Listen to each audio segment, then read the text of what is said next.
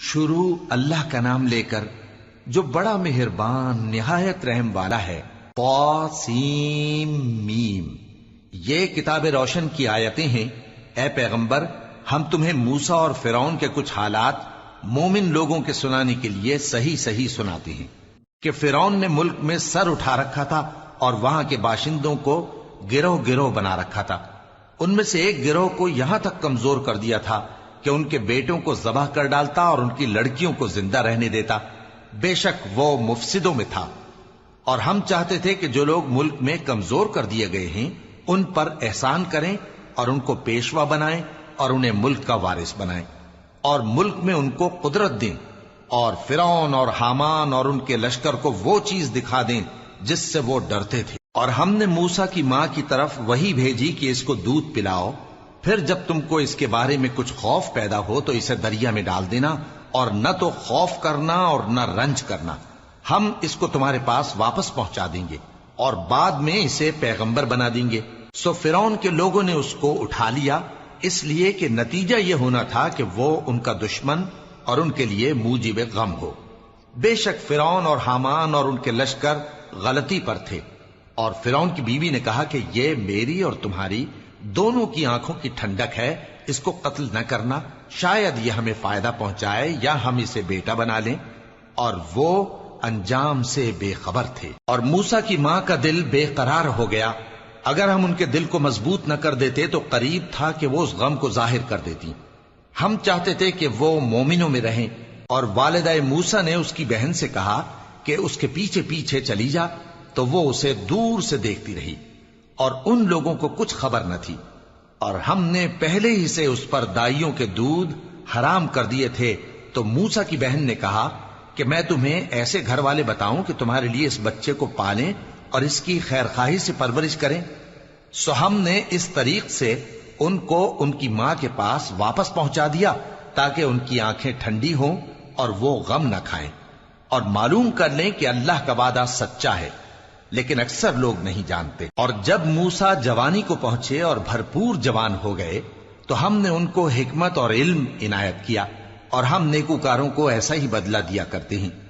اور وہ ایسے وقت شہر میں داخل ہوئے کہ وہاں کے باشندے بے خبر ہو رہے تھے، تو دیکھا کہ وہاں دو شخص لڑ رہے تھے، ایک تو موسیٰ کی قوم کا ہے اور دوسرا ان کے دشمنوں میں سے۔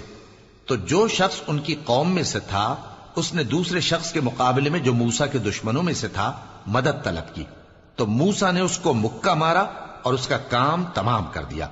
کہنے لگے کہ یہ تو شیطانی کام ہوا، بے شک وہ انسان کا دشمن ہے، کھلا بہکانے والا ہے۔ بولے کہ اے پروردگار، میں نے اپنے آپ پر ظلم کیا، سو تو مجھے بخش دے، تو اللہ نے ان کو بخش دیا، بے شک وہ بخشنے والا ہے، مہربان ہے۔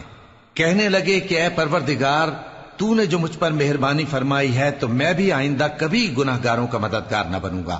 الغرض صبح کے وقت شہر میں ڈرتے ڈرتے داخل ہوئے کہ دیکھیں کیا ہوتا ہے، تو ناگہاں وہی شخص جس نے کل ان سے مدد مانگی تھی پھر ان کو پکار رہا ہے۔ موسیٰ نے اس سے کہا کہ تو بڑا بہکا ہوا ہے۔ پھر جب موسیٰ نے ارادہ کیا کہ اس شخص کو جو ان دونوں کا دشمن تھا پکڑ لیں، تو وہ بول اٹھا کہ جس طرح تم نے کل ایک شخص کو مار ڈالا تھا اسی طرح چاہتے ہو کہ تم مجھے بھی مار ڈالو۔ تم تو یہی چاہتے ہو کہ ملک میں ظلم و ستم کرتے پھرو، اور یہ نہیں چاہتے کہ صلح کرانے والوں میں سے ہو جاؤ۔ اور ایک شخص شہر کی پرلی طرف سے دوڑتا ہوا آیا، بولا کہ اے موسیٰ، اہل دربار تمہارے بارے میں مشورے کرتے ہیں کہ تم کو مار ڈالیں، سو تم یہاں سے نکل جاؤ، میں تمہارا خیر خواہ ہوں۔ چنانچہ موسیٰ وہاں سے ڈرتے ڈرتے نکل کھڑے ہوئے کہ دیکھیں کیا ہوتا ہے، اور دعا کرنے لگے کہ اے پروردگار، مجھے ظالم لوگوں سے نجات دے۔ اور جب انہوں نے مدین کی طرف رخ کیا تو کہنے لگے امید ہے کہ میرا پروردگار مجھے سیدھا رستہ بتائے۔ اور جب مدین کے پانی کے مقام پر پہنچے تو دیکھا کہ وہاں لوگ جمع ہو رہے اور اپنے مویشیوں کو پانی پلا رہے ہیں، اور ان کے ایک طرف دو عورتیں اپنی بکریوں کو روکے کھڑی ہیں۔ موسیٰ نے ان سے کہا تمہارا کیا کام ہے؟ وہ بولی کہ جب تک چرواہے اپنے جانوروں کو لے نہ جائیں ہم پانی نہیں پلا سکتے، اور ہمارے والد بڑی عمر کے بوڑھے ہیں۔ تو موسیٰ نے ان کے لیے بکریوں کو پانی پلا دیا، پھر سائے کی طرف چلے گئے اور کہنے لگے کہ پروردگار، میں اس کا محتاج ہوں کہ تو مجھ پر اپنی نعمت نازل فرمائے۔ थोड़ी देर के बाद उनमें से एक औरत जो शर्माती और लिजाती चली आती थी मूसा के पास आई, कहने लगी कि तुमको मेरे वालिद बुलाते हैं कि तुमने जो हमारे लिए पानी पिलाया था उसकी तुमको उजरत दें। फिर जब वो उनके पास आए और उनसे अपना माजरा बयान किया तो उन्होंने कहा कि कुछ खौफ न करो, तुम जालिम लोगों से बच आए हो। एक लड़की बोली कि अब्बा इनको नौकर रख लीजिए, क्योंकि बेहतरीन नौकर जो आप रखें वो है जो तवाना हो, अमानतदार हो। उन्होंने मूसा से कहा कि मैं चाहता हूं कि अपनी इन 2 बेटियों में से एक को तुमसे ब्याह दूं, इस अहद पर कि तुम 8 बरस मेरी खिदमत करो, फिर अगर 10 साल पूरे कर दो तो वो तुम्हारी तरफ से एहसान होगा, और मैं तुम पर तकलीफ डालनी नहीं चाहता। तुम मुझे इंशाअल्लाह नेक लोगों में पाओगे। मूसा ने कहा कि मुझ में और आप में ये अहद पुख्ता हुआ, मैं जो मुद्दत चाहूं पूरी कर दूं, फिर मुझ पर कोई ज्यादती न हो, और हम जो मुआहिदा करते हैं अल्लाह उस पर गवाह है। फिर जब मूसा ने मुद्दत पूरी कर दी और अपने घर के लोगों को लेकर चले तो तूर की तरफ से आग दिखाई दी। वो अपने घर वालों से कहने लगे कि तुम यहां ठहरो, मुझे आग नजर आई है, शायद मैं वहां से रास्ते का कुछ पता लाऊं या आग का अंगारा ले आऊं ताकि तुम आग तापो। सो जब उसके पास पहुंचे तो मैदान के दाएं किनारे से एक मुबारक जगह में एक दरख्त में से आवाज आई कि ऐ मूसा, ये मैं हूं अल्लाह, तमाम जहानों का परवरदिगार, और ये कि अपनी लाठी डाल दो। सो जब उन्होंने देखा कि वो हरकत कर रही है गोया सांप है, तो पीठ फेर कर चल दिए और पीछे मुड़कर भी न देखा। फरमाया, मूसा आगे आओ और डरो मत, तुम अमन पाने वालों में हो। अपना हाथ गरीबान में डालो तो बगैर किसी ऐब के सफेद रोशन होकर निकल आएगा, और खौफ दूर करने की गरज से अपने बाजू को अपनी तरफ यानी सीने से मिला लो। ये 2 दलीलें तुम्हारे परवरदिगार की तरफ से हैं फिरौन और उसके दरबारियों के लिए, बेशक वो नाफरमान लोग हैं। मूसा ने कहा, ऐ परवरदिगार, उनमें का एक शख्स मेरे हाथ से कत्ल हो चुका है, सो मुझे खौफ है कि वो मुझको मार डालेंगे, और हारून जो मेरा भाई है उसकी जबान मुझसे ज्यादा फसी है, तो उसको मेरे साथ मददगार बनाकर भेज कि मेरी तस्दीक करे। मुझे खौफ है कि वो लोग मेरी तकजीब करेंगे। फरमाया, हम तुम्हारे भाई के जरिए तुम्हारे बाजू को मजबूत करेंगे और तुम दोनों को गलबा देंगे, तो हमारी निशानियों के सबब वो तुम तक पहुंच न सकेंगे। तुम दोनों और जिन्होंने तुम्हारी पैरवी की वही गालिब रहेंगे। फिर जब मूसा उनके पास हमारी खुली निशानियां लेकर आए तो वो कहने लगे कि ये तो जादू है जो इसने बना खड़ा किया है, और ये बातें हमने अपने अगले बाप दादा में तो कभी सुनी नहीं। और मूसा ने कहा कि मेरा परवरदिगार उस शख्स को खूब जानता है जो उसकी तरफ से हिदायत लेकर आया है और जिसके लिए आकिबत का घर यानी बहिश्त है, बेशक जालिम कामयाब नहीं होंगे। और फिरौन ने कहा कि ऐ अहले दरबार, मैं अपने सिवा किसी को तुम्हारा खुदा नहीं जानता, सो ऐ हामान, मेरे लिए गारे को आग लगाकर ईंटें पका दो, फिर एक ऊंचा महल बना दो ताकि मैं मूसा के खुदा की तरफ चढ़कर उसे झांक लूं। और मैं तो उसे झूठा समझता हूं, और वो और उसके लश्कर मुल्क में नाहक मगरूर हो रहे थे और ख्याल करते थे कि वो हमारी तरफ लौट कर नहीं आएंगे। तो हमने उसे और उसके लश्करों को पकड़ लिया, आखिर हमने उन्हें समंदर में फेंक दिया। सो देख लो कि जालिमों का कैसा अंजाम हुआ। और हमने उनको पेशवा बनाया था, वो लोगों को दोज़ख की तरफ बुलाते थे, और क़यामत के दिन उनकी मदद नहीं की जाएगी, और इस दुनिया में हमने उनके पीछे लानत लगा दी, और वो क़यामत के रोज भी बदहालों में होंगे। और हमने पहली उम्मतों के हलाक करने के बाद मूसा को किताब दी जो लोगों के लिए बसीरत और हिदायत और रहमत है, ताकि वो नसीहत हासिल करें।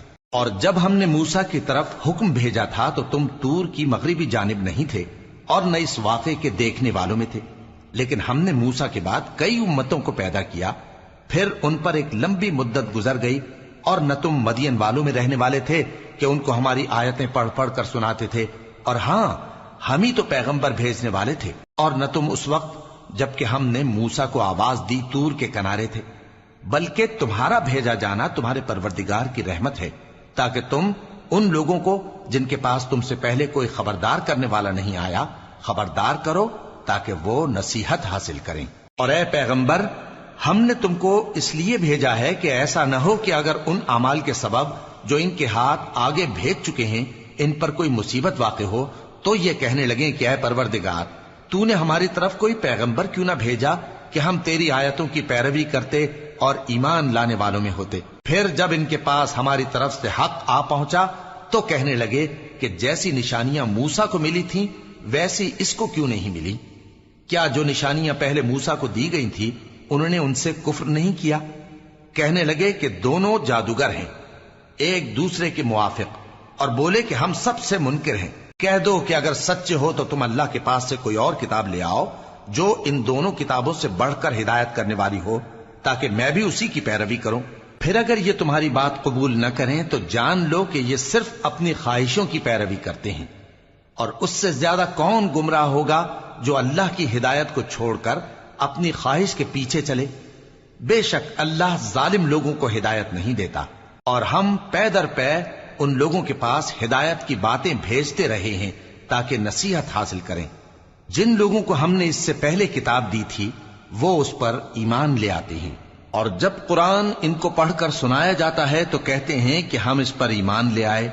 بے شک یہ ہمارے پروردگار کی طرف سے برحق ہے، اور ہم تو اس سے پہلے کے حکم بردار ہیں۔